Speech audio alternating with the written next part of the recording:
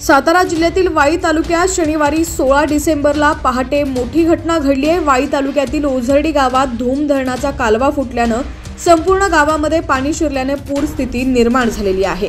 घटनेनंतर जवळपास 150 ऊसतोड मजुरांना बाहेर काढण्यात आलंय, मात्र त्यांचं संसार उपयोगी साहित्य वाहून गेल्यानं मोठं नुकसान झालेलं आहे।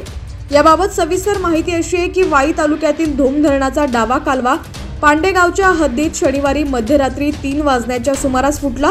त्यामुळे मोठ्या प्रमाणावर पाणी ओझर्डे गावच्या चंद्रभागा ओढ्यात शिरलं। ओढ्याला पुराचं स्वरूप आलं असून यामध्ये झोपेत असलेल्या ऊस मजुरांचा संसार वाहून गेलाय।